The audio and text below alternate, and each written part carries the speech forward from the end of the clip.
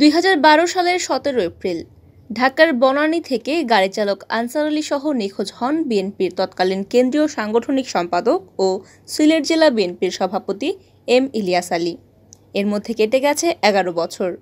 ইলিয়াস আলী কোথায়, কেমন আছেন, দীর্ঘ এই সময়েও তার কোনো সন্ধান দিতে পারেনি কেউ। তবে এখনও একেবারে নিরাশ নন সিলেট বিএনপির নেতাকর্মীরা। তাকে ফিরে পাওয়ার তীব্র আশা নিয়ে গেল 11 বছর ধরে তারা অপেক্ষায় রয়েছেন।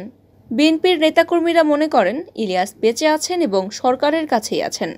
সরকারের সদিচ্ছা এবং সরকার পরিবর্তন হলেই ইলিয়াস ফিরে আসবেন তার পরিবার ও দলের নেতাকর্মীদের মাঝে। সেই আশাতেই এবার সিলেট জেলা বিএনপির কমিটিতে প্রথম সদস্যও রাখা হয়েছে তাকে। ইলিয়াস আলী নিখোঁজের পর তার সন্ধান দাবিতে সারা দেশে আন্দোলন গড়ে ওঠে।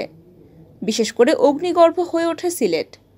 ইলিয়াস আলীর এলাকা বিশ্বনাথে আন্দোলন করতে গিয়ে পুলিশের গুলিতে নিহত হন স্বেচ্ছাসেবক দল ও যুব দলের 3 কর্মী। ধীরে ধীরে আন্দোলনের তীব্রতায় ভাটা পড়লেও ইলিয়াসকে ভুলে যাননি সিলেটের নেতাকর্মী ও তার এলাকার লোকজন। ইলিয়াস আলী নিখোঁজের 11 বছর পূর্ণ হচ্ছে আজ।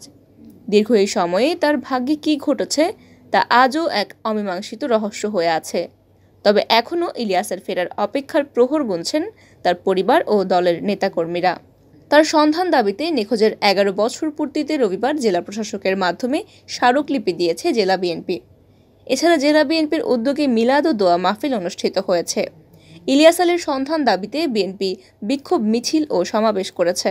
ইলিয়াসের নিখোঁজ প্রসঙ্গে সিলেট জেলা বিএনপির সভাপতি আব্দুল কাইয়ুম চৌধুরী বলেন, শুধু বিএনপি নয়, সিলেটের সাধারণ মানুষও মনে করেন ইলিয়াস আলী সরকারের হেফাজতে আছে, কারণ দেশের কোনো নাগরিক নিখোঁজ হলে তার সন্ধান দেওয়ার দায়িত্ব সরকারের।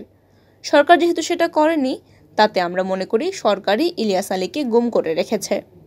ইলিয়াস আলী আমাদের মাঝে ফিরে আসবেন এই প্রত্যাশায় তাকে জেলা বিএনপির পূর্ণাঙ্গ কমিটিতে 1 নং সদস্য রাখা হয়েছে।